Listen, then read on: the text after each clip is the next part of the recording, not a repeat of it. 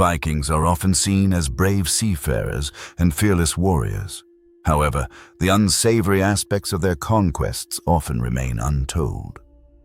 This refers to the brutal ceremonies that followed victories, the ritual humiliation of conquered peoples, and the systematic cruelty that transformed conquest into a kind of theater.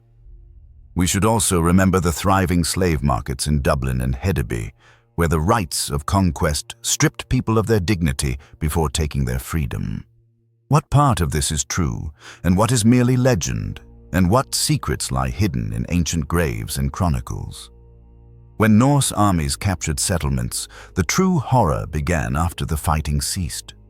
Archaeological findings in England, Ireland, and France bear witness to this.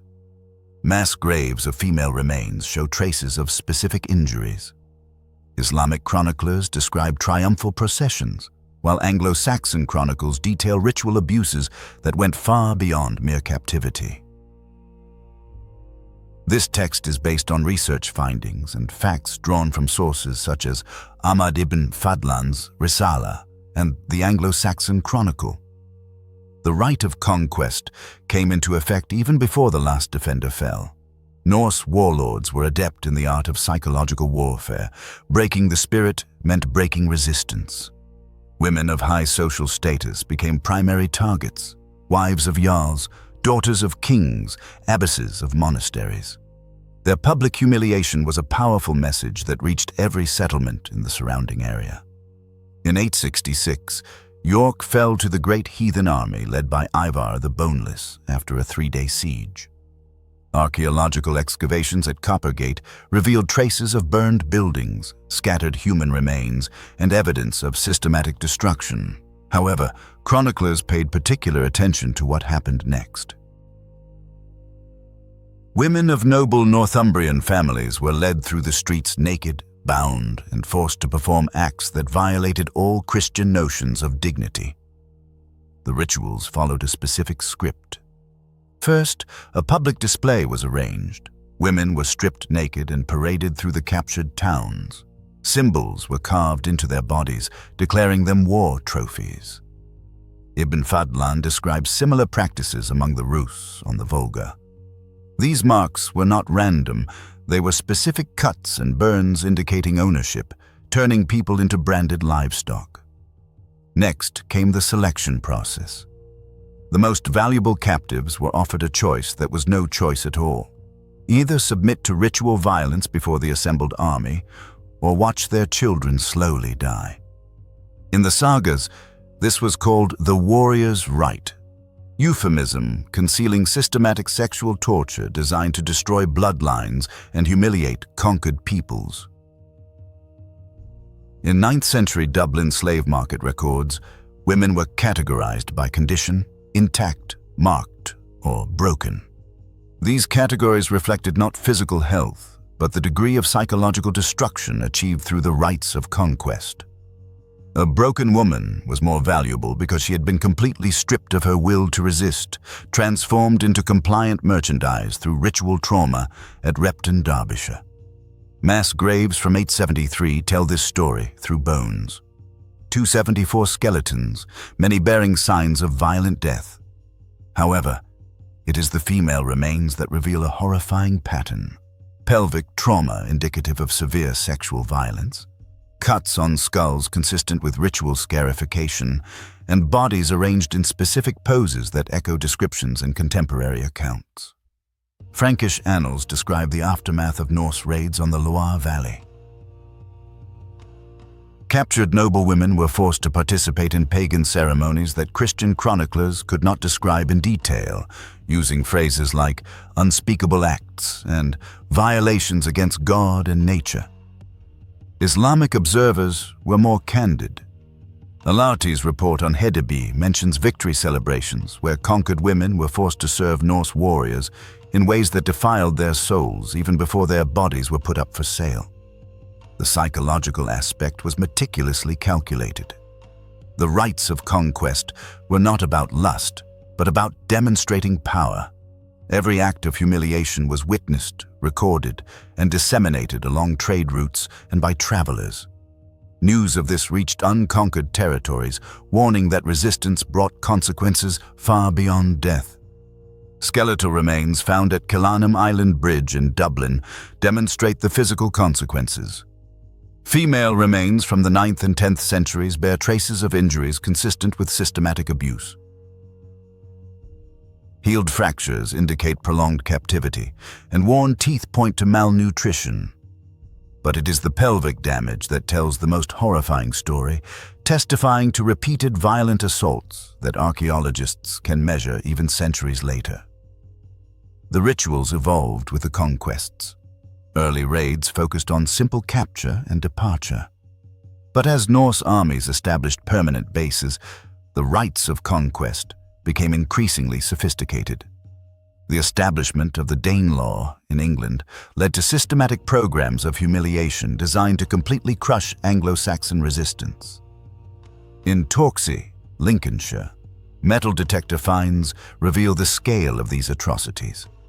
Thousands of coins, silver fragments, and personal ornaments concentrated in a small area indicate the existence of a processing center, a place where captives were catalogued, marked, and prepared for sale. Lead tags with Norse runes denoted various categories of human merchandise, while women's jewelry lay mixed with shackles and branding irons. During the Viking Age, beyond swords and longships, another aspect of their culture was etched into history: the system of rites of conquest, which included rituals of humiliation and enslavement. Sagas have conveyed echoes of the ritual language of that time, where expressions like "shame of the shield maidens" denoted the public subjugation of female warriors, and "sister of the blood eagle" described a brutal form of violence against high-born female captives. These were not mere euphemisms, but precise terms denoting systematized cruelty. Archaeological findings at Coppergate, York, attest to the existence of an entire infrastructure of humiliation.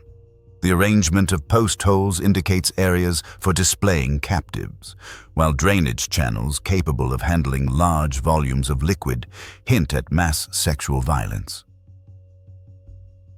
Vikings meticulously developed their rites of conquest, much like they built their ships. The economic aspect played a key role here. Intact women were valued higher in the market, while experienced captives were considered more reliable. The rites of conquest served as a kind of breaking-in process, transforming captives into compliant slaves. Ibn Fadlan described how the Rus tested the obedience of female captives, resorting to increasingly humiliating acts until their will was broken. Christian chroniclers struggled to describe the details of these atrocities. The Anglo-Saxon chronicle used euphemisms such as "great shame" and "shameful deeds," but monastic records contain more direct testimonies. At Lindisfarne, surviving monks recounted how captured nuns were forced to provide services to Norse raiders that violated their vows in the most egregious ways. The ritual calendar also played a role. The rites of conquest often coincided with Norse religious festivals, especially those dedicated to Odin and Thor. Captives became living sacrifices in ceremonies where sexual violence intertwined with religious rites. They were not merely raped, but offered as sacrifices to the gods in gratitude for military successes. Evidence from Birka in Sweden testifies to the extent of the Viking trade network. Silver from the Islamic world, silk from Byzantium, and human merchandise from across northern Europe passed through the same markets. Lead seals found in merchant graves list human goods alongside ivory and amber. Women were reduced to commodities like whale blubber or walrus tusks. Psychological warfare was an integral part of the rites of conquest. Norse raiders deliberately spread stories of their atrocities to terrorize future targets. Surviving captives were sometimes released to carry tales of humiliation back to their communities. The goal was to achieve surrender without a fight, to effect a psychological conquest preceding military action.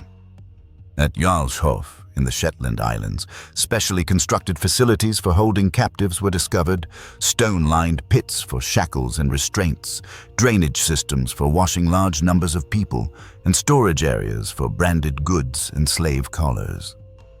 This was a true human trafficking industry, with meticulously developed protocols for humiliation. Documents confirming these atrocities can be found in the most unexpected sources. Ahmad ibn Fadlan's account of the Rus's funeral rites describes systematic violence against a slave woman before her ritual sacrifice. He also mentions that such treatment was standard practice for all female captives. The sacrifice was merely the culmination of a process that began with captivity. Archaeological metallurgy reveals the instruments of enslavement, iron collars with Norse runic inscriptions, chains specifically designed for transporting people, and branding irons that left marks consistent with historical accounts. Vikings industrialized human humiliation with the same mastery with which they built their ships. The rites of conquest left deep traumas that affected entire generations. Genetic analysis of medieval populations in raided regions indicates forced breeding programs. Markers of Norse DNA suddenly appear in local populations, especially among families who held high status before the raids. Psychological warfare evolved into biological warfare, passed down through generations. Records from the monastery on Iona describe the aftermath of Norse attacks in 806 and 825. The abbot noted that surviving women often refused to speak for months after their release. Some never regained their speech. Others showed signs of severe post-traumatic stress disorder, behavior that monastic scribes struggled to explain within their theological framework. The systematic nature of the rites of conquest is evident in archaeological findings. Mass graves across northern Europe show similar traumatic signs on female remains, standardized cuts and fractures indicative of coordinated training among Norse warriors. The rites of conquest were not spontaneous cruelty, but refined techniques passed down through generations within Viking military culture. Viking military culture was permeated by cruelty and violence, as evidenced by numerous archaeological findings and historical documents. In Hedeby, fragments of bark with price lists were discovered, where women were categorized based on the degree of ritual treatment. Newly captured captives were valued at a standard price, while women subjected to religious desecration were valued higher due to their supposedly broken spirit. Linguistic changes also reflect the brutality of the Viking Age. Old English saw the emergence of numerous words denoting sexual violence, and legal documents recorded new categories of compensation for crimes for which no terminology previously existed. Excavations in Winchester uncovered a late 9th century mass grave, where the remains of 43 women were found with signs of violent death and systematic abuse. The arrangement of the bodies reflected Norse victory displays, transforming women into trophies whose bodies carried a message through the centuries. The ritual components of violence followed religious patterns, incorporating incantations, symbolic objects, and ceremonial timing linked to Norse mythology. Captives were forced to participate in their own desecration, invoking specific gods and mythological scenarios, turning assault into worship and humiliation into sacrifice. Radar surveys of Viking sites reveal anomalous burials with female remains in positions indicative of ritual murder after prolonged abuse. These findings attest to systematic rites of conquest, transforming conquest into a brutal theater. Economic records from slave markets, such as 9th century Dublin, show that the price of a woman subjected to ritual violence increased due to her broken spirit, which guaranteed obedience. Lead tags with runes describing categories of damage were found in burials near Cork Harbour, indicating the cataloging of human suffering for commercial gain.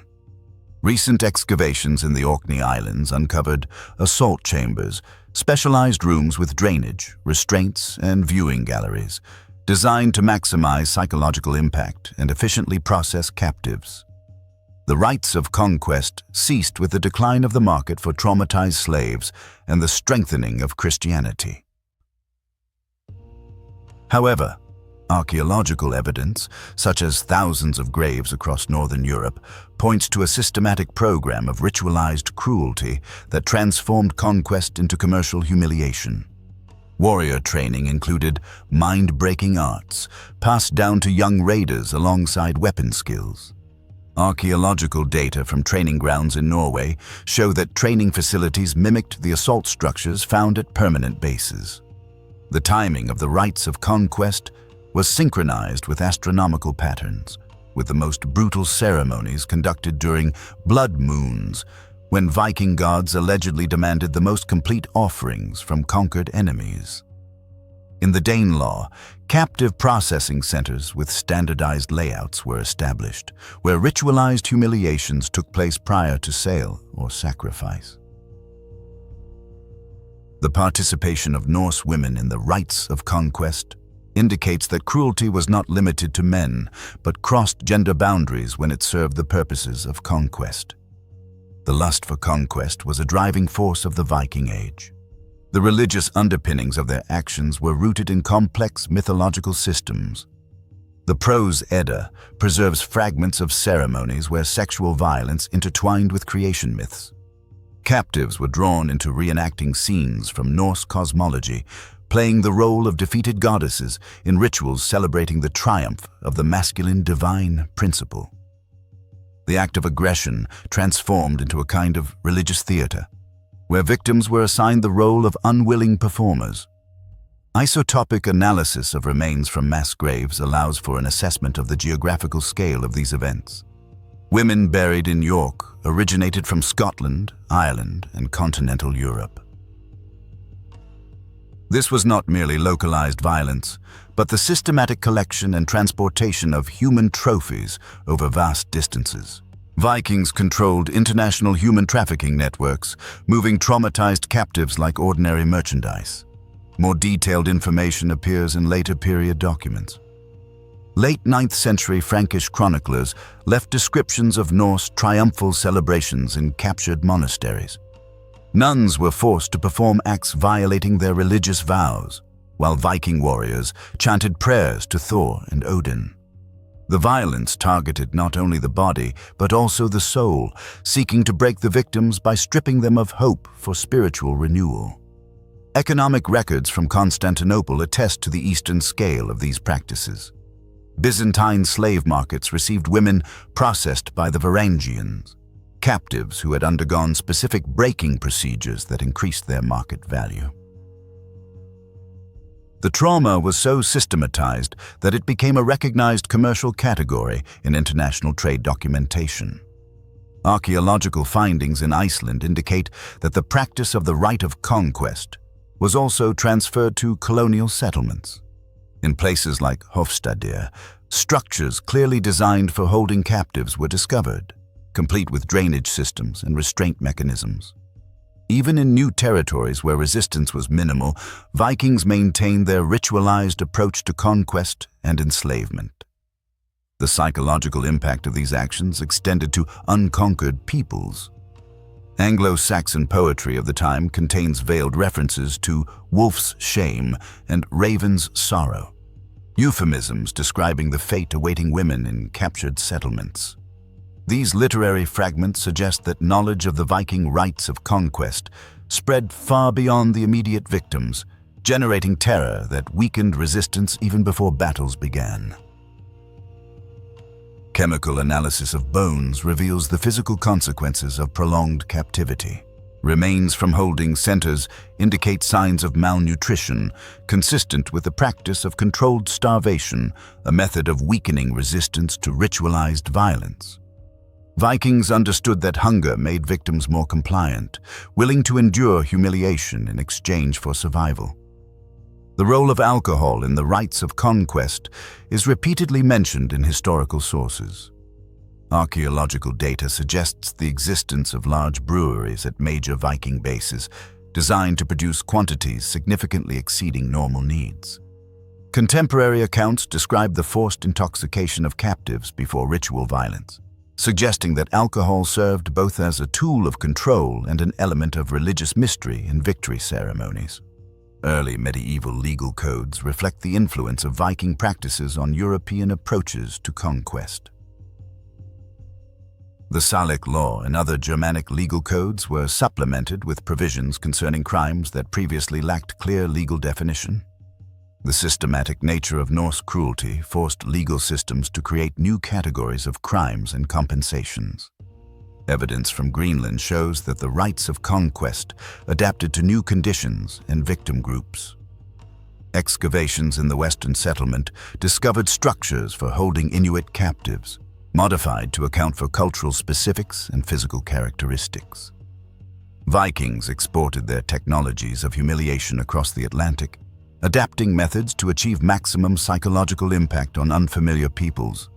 A connection to berserker culture is evident in archaeological findings.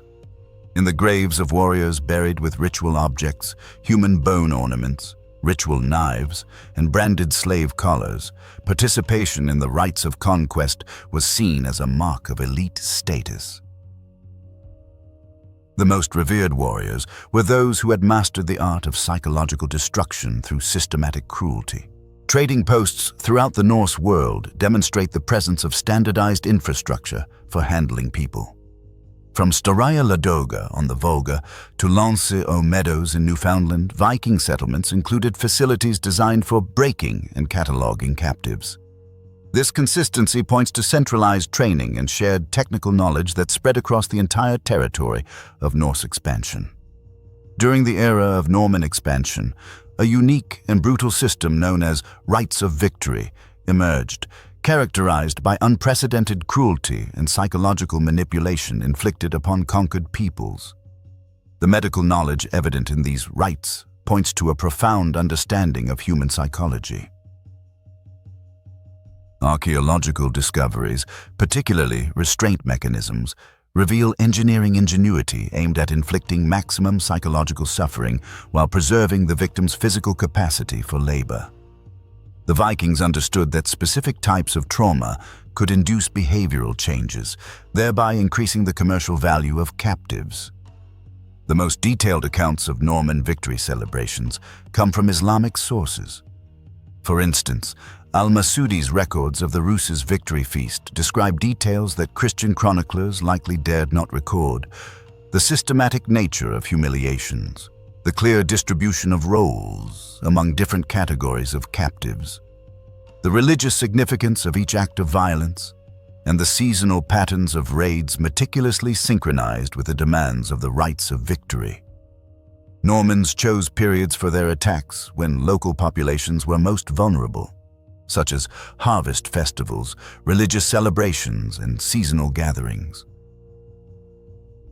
This strategy allowed them to traumatize entire communities simultaneously, maximizing both the immediate impact and the long-term value of terror.